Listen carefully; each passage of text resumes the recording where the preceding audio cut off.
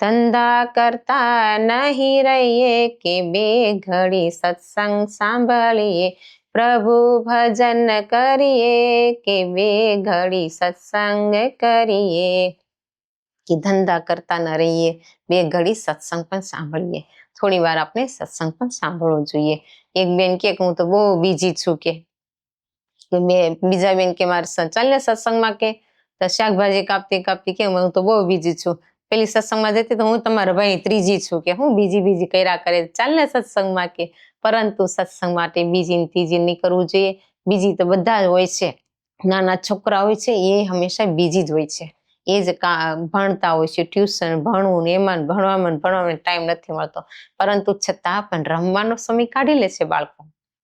એવી જ રીતે આપણે મોટા ક્યાંથી આપણે ખાલી હોઈએ, મોટા પણ બીજી જ હોય, પરંતુ કામ કરતા કરતા પણ આપણે એ સત્સંગ સાંભળી લેવો જોઈએ બધું. એટલે જ્ઞાની સંતોએ ટુકડોજી મહારાજે કીધું છે, નેહમીચ મનતા ફુરસદ નાહી, દેવ ધર્મ સત કામાલા, તિથ કાય સાંગશીલ દેવાલા હો, તિથ કાય સાંગશીલ દેવાલા. શું કીધું? નેહમીચ મનતા ફુરસદ નાહી, કે રોજના કામ કરવા માટે તમને ટાઈમ નથી મળતો, ફુરસદ નથી, તો પછી ભગવાન એ દેવ ક્યાંથી મળી શકે? ભગવાનની પ્રાપ્તિ કરી હોય તો દેવની પ્રાપ્તિ કરી હોય તો એના માટે પણ ટાઈમ કાઢવો પડે છે.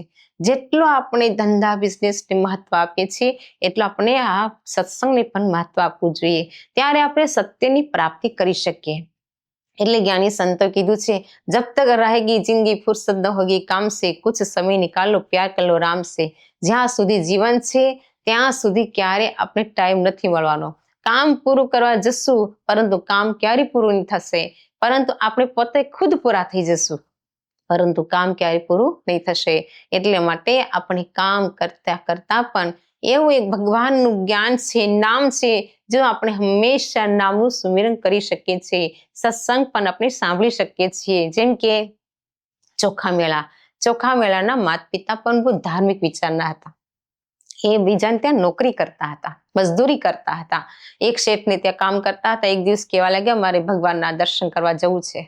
ત્યારે શેઠ કે સારું કે તો ચાલો, મારે કે ખેતરમાં કેરી થઈ છે, એ કેરી તમે ભગવાનને ભોગ લગાવવા માટે લઈ જાજો. તો એક તગારું ભરીને કેરીનો ટોકરો ભરીને આપી દીધો, ટોપલો ભરીને આપ્યો.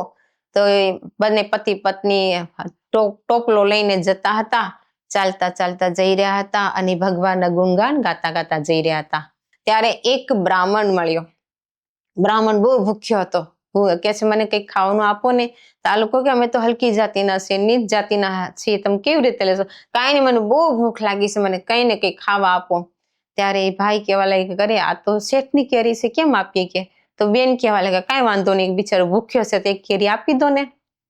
તો પાછી એક કેરી આપી તો જેવી કે છે એ બ્રાહ્મણે ખાધી તો ને ખાટી લાગી તો બેનને પાછી આપી દીધી. લે કેરી તો બહુ ખાટી છે. તો ખાટી હતી પાછી આપી તો બેને તો પોતાના પાલોમાં મૂકી દીધી. પાલોમાં મૂકીને પછી ભગવાનના દર્શન કરવા ગયા. જ્યાં ભગવાનના મંદિર પાસે પહોંચ્યા ત્યાં પૂજારીજીને કીધું કે આ શેઠે કેરી આપી છે ભગવાનને ભોગ લગાવવા માટે. તો પૂજારીએ કેરી લઈ લીધી અને કેરી લઈને એને ત્રાજવામાં તોડી. ત્રાજવામાં જે જોખવાથી કે તે એક કેરી ઓછી હતી. તો કેવા લાગે આમાં તો એક કેરી ઓછી છે. બેન કે આ કે ચાખેલી હતી, જૂઠી હતી, એટલે મેં એમાં આમાં રાખી. જેવું કે તેને પાલવમાં બતાવવા ગઈ તેમાં તો બાળક હતું નાનું એવું, કારણ કે એને કોઈ સંતાન નહોતી. તે જેના કારણે ભગવાને એને બાળક આપ્યું. એને ચાખેલી હતી કેરી એટલે એનું નામ ચોખામેળા નામ પડી ગયું. એ જ ચોખામેળા આગળ જઈને બહુ મોટા ભક્ત બની જાય છે અને બંને પતિ પત્ની અને ચોખામેળા લઈને ભગવાનના દર્શન કરવા માટે વારંવાર પૂજારીજીને કહે છે. પૂજારી કહેવા લાગ્યા તમે તો હલકી જાતિના છો, તમે મંદિરમાં ના આવી શકો. પરંતુ હલકી જાતિ આમ તેમ કરવાથી ક્યારેય એમ ભગવાન કોઈ દિવસ ખુશ ન થઈ શકે. જાત પાત પૂછે ન કોઈ, હરિ કો ભજે સો હરિ કોઈ. જાત પાત કોઈ નથી પૂછી શકતું. ગમે એટલા આપણા સાધુ સંત મહાન પુરુષ આવ્યા, એમને બધાએ જાત પાત ઉપરથી રહીને જ્ઞાન પ્રચાર કર્યો છે. એમને એ સત્સંગનો સત્યનો પ્રચાર કર્યો છે. એની જાત પાત નથી જોઈ, કાળા ગોળા અમીર ગરીબ એવું નથી જોયું. પરંતુ આજ આપણે એનો ભેદભાવ નહીં કરવો જોઈએ. જેવા કે તે લોકો દર્શન કરવા માટે જતા હતા તો પૂજારીએ એમને ના પાડી, ધક્કા મારી એને બહાર કાઢી મૂકે છે. બંને બહુ દુઃખી થઈ જાય છે. પતિ પત્ની ને બાળકને લઈને મંદિરને બહાર બેઠા રહ્યા કે ભગવાનના દર્શન કરવા છે. જ્યારે બહાર બેઠા બેઠા ભગવાનને યાદ કરતા હતા, નામનું સુમિરન કરતા હતા, ત્યારે રાત્રે ભગવાન ત્યાં ખુદ કે તે વિઠ્ઠલ ભગવાન ત્યાં પ્રગટ થઈને એમને દર્શન આપ્યા. અને જેવા દર્શન આપ્યા તો બંને પતિ પત્ની બહુ ખુશ થઈ ગયા. એટલે ભગવાનના દર્શન કરીને ગદગદ થઈ જાય છે. અને ભગવાને ખુશ થઈને પોતાના ગળામાં જો હાર હતો એ ભગતને પહેરાવી દીધો. જેવો હાર પહેરાવી દીધો, સવાર પડવા આવી તો ભગવાન પાછા કે તે મંદિરમાં જતા રહ્યા. પૂજારીજી આવ્યા સવારે અને મંદિરમાં જોયું તો ભગવાનના ગળામાં હાર નહોતો. ભગવાનના ગળામાં હાર નહીં જોયો તો અહીંયા જે બંને પતિ પત્ની ભગવાનના દર્શન કરતા કરતા જો બેહોશ થઈ ગયા હતા, બેસુધ થઈ ગયા હતા, ત્યાં આવીને જોયું તો એની પાસે હાર જોયો અને કહેવા લાગ્યા એમને ચોરી કરી છે. ચોરીનો ઇલ્ઝામ ના આપે છે. તેથી તરત જ બંને બિચારાને એટલા કતે બધાય મળીને એને માર મારે છે.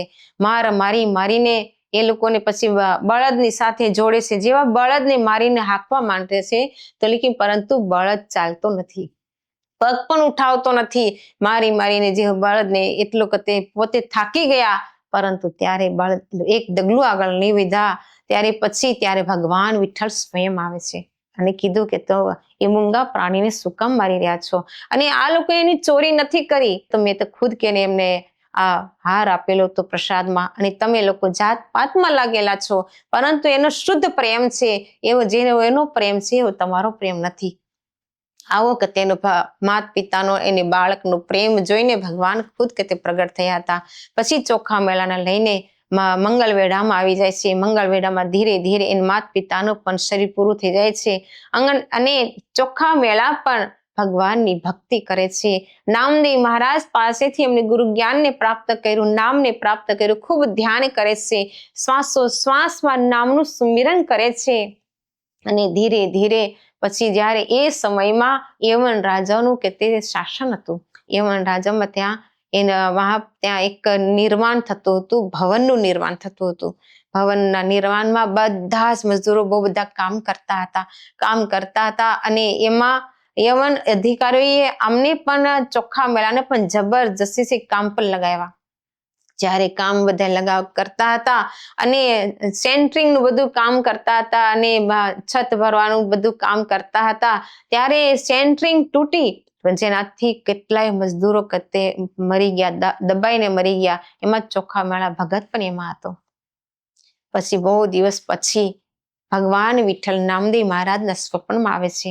નામદેવ મહારાજને કીધું જાઓ તમે મંગળવેઢામાં, અને ત્યાં મારો ભક્ત જ ચોખા મેળા પણ ત્યાં દબાઈને મરી ગયો છે, અને એની લાશને લઈને ચંદ્રભાગાને નદી તટ પર એનો અગ્નિદાહ સંસ્કાર કરો. હંમેશા પલ પલ ક્ષણ ક્ષણ નામનું સુમિરન કરવાનું છે. ઉઠત બેઠત સોવત નામ કહે નાનક સદભય તિનકે કામ. ઉઠતા બેઠતા સોતા જાગૃતમાં ગમે ત્યારે આપણે આ નામનું સુમિરન કરી શકીએ છીએ. ગુરુ મહારાજે કેટલું સરસ નામદાન આપેલું છે, તો નામનું સુમિરન અવશ્ય કરવું જોઈએ. અને બીજાએ પણ જો નામનું સુમિરન કરવું હોય તો ચોખ્ખા મેળાની જેમ સદગુરુની શરણમાં જવું પડશે. મને પણ સમયના સદગુરુદેવ શ્રી સતપાલજી મહારાજે એ નામનું જ્ઞાન આપ્યું છે. એ નામને જ્ઞાનને જાણવું હોય તો કે આ તમારે પણ માનવ ધર્મના જ્યાં પણ આશ્રમ મળે તે આશ્રમમાં આવીને સત્સંગ સાંભળશો અને સત્ય નામને જાણશો. તે નામનું સુમિરન કરતા કરતા જો શરીરને પૂરું કરે છે એ ભગવાનને આવીને મળે છે. એટલે તો કીધું છે, નામ કા સુમિરન કિયા કરો, प्रभु के सहारे जिया करो, जो दुनिया का मालिक है नाम उसी का लिया करो. શું કીધું? નામ કા સુમિરન કિયા કરો, જો દુનિયા કા માલિક હે નામ ઉસી કા લિયા કરો. એ માલિકને આપણે જો ભૂલી જશું તો પછી આપણું શું થશે? જેમ કે જેમને કૂતરા પાળેલા હોય, એ કૂતરાની પાસે એનો માલિક ગમે એટલા ડ્રેસ બદલીને જાય, પરંતુ છતાં પણ એ કૂતરો એના માલિકને ઓળખી જાય છે. એવી જ રીતે કહેતા આપણે પોતાના માલિકને ઓળખવા જોઈએ, આપણે ભગવાનને ઓળખવા જોઈએ. એને ઓળખવા માટે જ નામનું સુમિરન કરવા માટે આપણે નામને જાણવું જોશે. નામને જાણશું ત્યારે જ આપણે નામનું સુમિરન કરીને આપણે જીવનને સુધારી શકશું, મરણને પણ સુધારી શકશું. અન્યથા મરણ નહીં સુધરી શકે. ચોખ્ખા વેલાનું તો નામ મરણ સુધરી ગયું, પરંતુ આપણું મરણ કેવી રીતે સુધરશે? એના માટે અત્યારથી આપણે કોશિશ કરવી પડશે. અત્યારથી આપણે નામને જાણવા માટે સત્સંગમાં આવવું પડશે. સત્સંગમાં આવશું ત્યારે નામને જાણશું.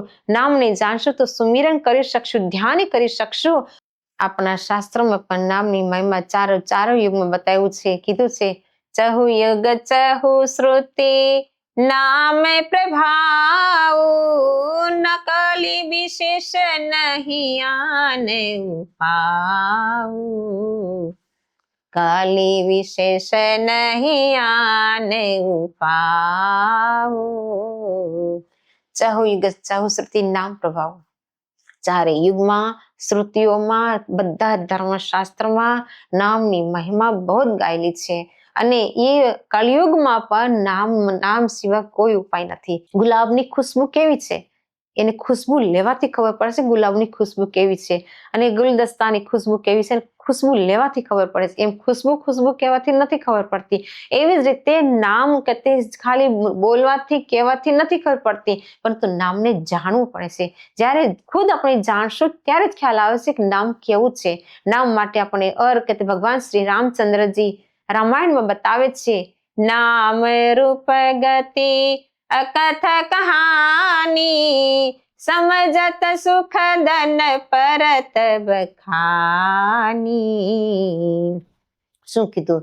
નામ રૂપ ગતિ અકથ કહાની. ભગવાનનું નામ અને રૂપ અકથની છે. કથનીમાં નથી આવતું, બોલવામાં નથી આવતું. ભગવાનનું નામ કથનીથી બહાર છે, ભાષાથી પરે છે. 52 અક્ષર માયામાહી તામે સત્યનામ નાહી નાહી નાહી. કે 16 સ્વર 36 વ્યંજન જો 52 અક્ષરમાં આવે છે, એમાં ભગવાનનું નામ નથી આવતું, ભાષાથી પરે છે. તો ભાષાથી પરે ભગવાનનું નામ કયું છે? ભાષાતીત નામ પ્રભુનું ભક્તોને સમજાવે રે. હરિ જન્મના ફેરામાંથી પલમાએ છોડાવે રે. આજની